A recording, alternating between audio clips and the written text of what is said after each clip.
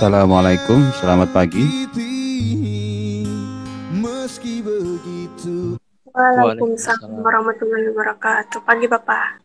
Baik, kita akan mulai, tapi sebelum mulai saya ingin memeriksa kehadiran peserta dulu ya.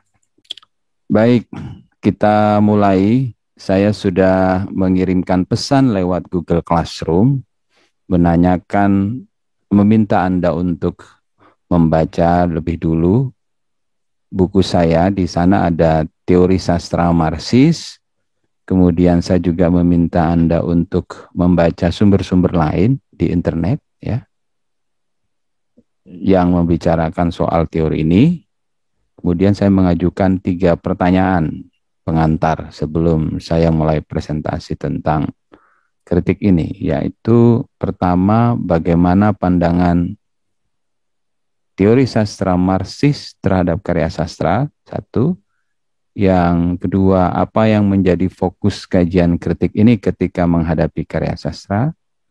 Dan yang ketiga, sebutkan contoh karya sastra yang cocok untuk kritik ini. Silakan siapa yang mau mencoba membagi pengalaman membacanya.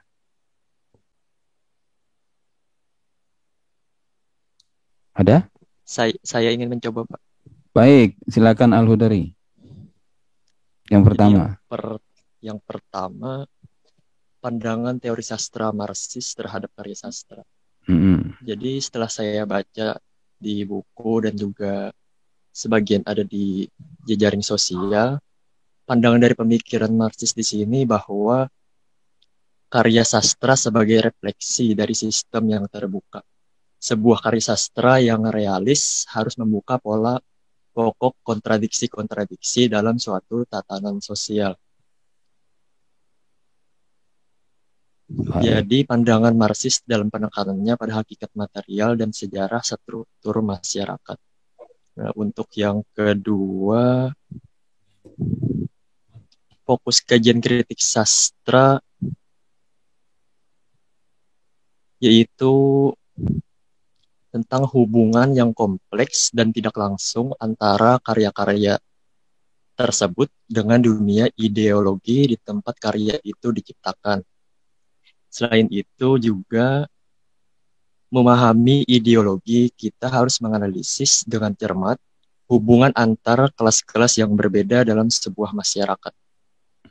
Jadi ideologi menggambarkan bagaimana manusia memainkan peranannya dalam masyarakat kelas, dalam nilai-nilai, dalam ide-ide, dan citra-citra yang mengikat mereka pada fungsi sosial. Yang selanjutnya yaitu memahami posisi kelas-kelas sosial tersebut dalam hubungannya dengan model produksi menurut Eccleston 2002. Mungkin itu saja Bapak. Terima kasih. Baik, terima kasih Hudori ya. Sudah berusaha ya. Ada yang lain selain Hudori? Ada 26 loh ini. Saya Pak. Oh ya, oke. Silakan Umi. Iya untuk pandangan. Mau menjawab pertanyaan yang mana? Yang pertama. Yang pertama dulu ya. Ya. Iya Pak. Bagaimana pandangan apa pertanyaannya? Pandangan teori sastra Marxis terhadap karya sastra. Ya, oke. Itu. Untuk awalnya itu Marx merumuskan premis bidang ekonomi ditentukan bidang politik dan pemikiran manusia oleh pertentangan kelas-kelas pekerja dan kelas-kelas pemilik.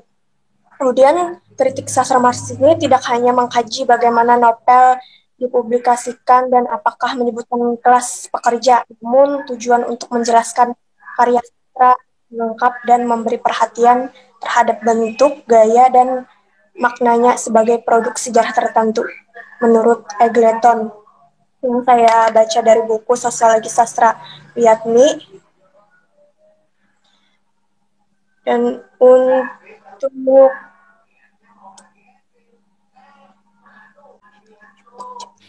jadi kalau disederhanakan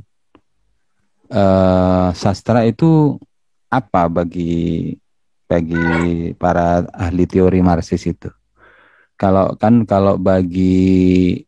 bagi ahli teori formalis, sastra itu kan bentuk ya. Jadi sastra itu tidak ada hubungannya dengan dunia di luar. Tidak ada hubungannya dengan pembaca, tidak ada hubungannya dengan pengarang. Ya sastra itu ya bentuk sastra itu sendiri bagi teori formalis. Kalau bagi strukturalis nggak berbeda sedikit. Sastra itu adalah bermakna, tidak ada kait maknanya itu langsung ada di. Kalau formalis itu kan tidak tertarik dengan makna.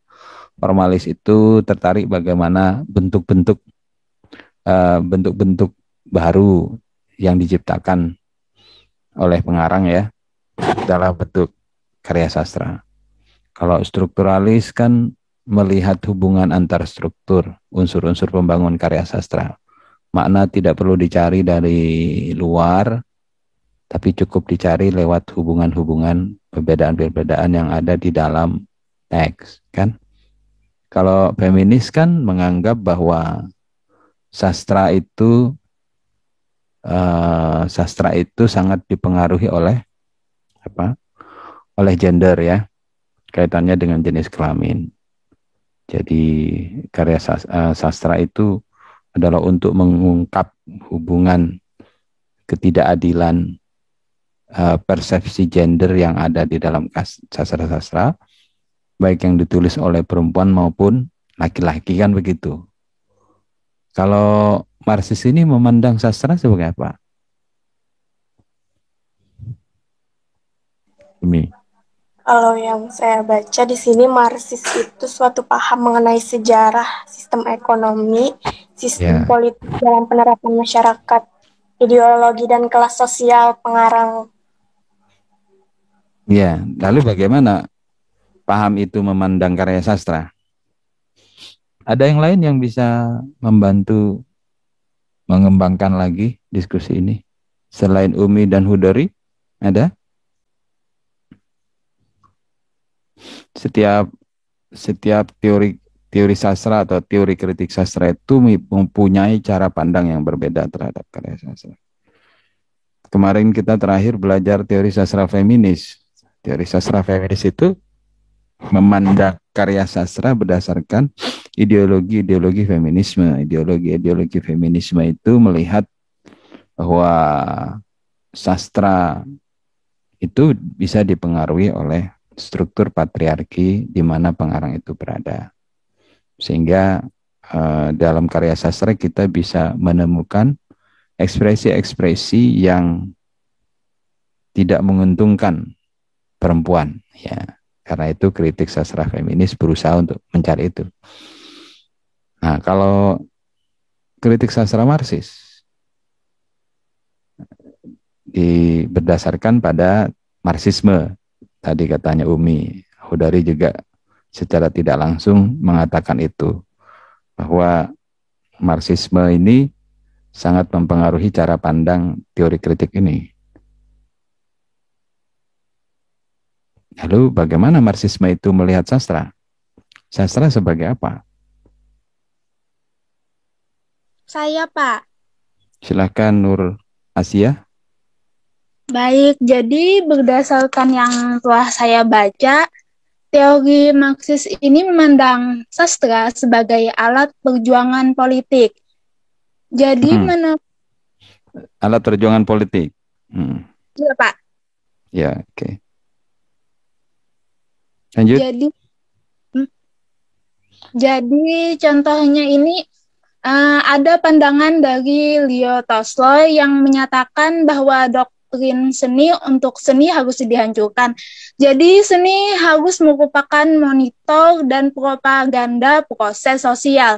Jadi dalam pandangan Tolstoy ini dibedakan antara pandangan seni untuk seni dan seni untuk masyarakat. Pendapatnya dengan tegas menyatakan bahwa seni untuk seni harus dihancurkan karena seni dalam masyarakat bukanlah semata-mata sebagai karya estetis, tetapi dapat digunakan sebagai sarana bagi monitor dan propaganda proses sosial. Dia menganggap dalam hal ini sebagai sarana atau alat bagi kepentingan sosial, khususnya kampanye propaganda dan sarana perjuangan kelas menuju masyarakat tanpa kelas. Pada realitas sosiohistorisnya ditandai dengan perjuangan kelas, yaitu perjuangan kelas antara kaum proletar dengan kaum borjuis. Itu saja yang saya tangkap, Pak. Baik, kasih. Ya, itu gambaran dari apa yang ingin saya sampaikan hari ini lewat slide ya. Nanti dibaca ulang lagi sumber-sumber itu. Tadi ada yang menyebutkan sumber-sumber yang berasal dari Terry Eagleton. Siapa tadi yang menyebut Terry Eagleton ya? Apa Kalsum, apa Hudori?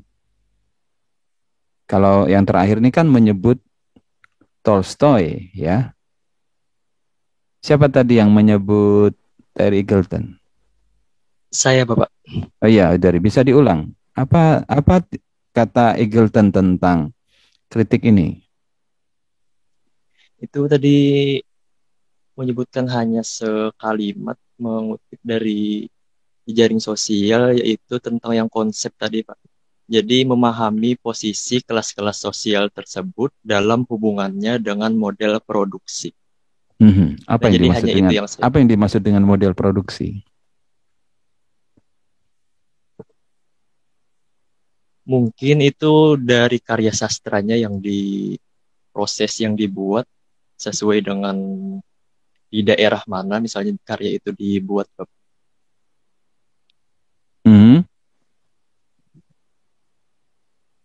Ada yang tahu tidak model produksi ya? Bisa diulang lagi Hudari? Kalau kita menganalisis karya sastra dengan kritik ini, kita harus apa tadi? Bisa diulang Hudari? Harus memahami posisi kelas-kelas sosial, Bapak. Harus memahami posisi kelas-kelas sosial. Kelas-kelas sosial siapa ini? Kelas sosial siapa? Kelas sosial pembaca kah atau kelas sosial pengarang? Yang dimaksud tuh kelas sosial apa ini?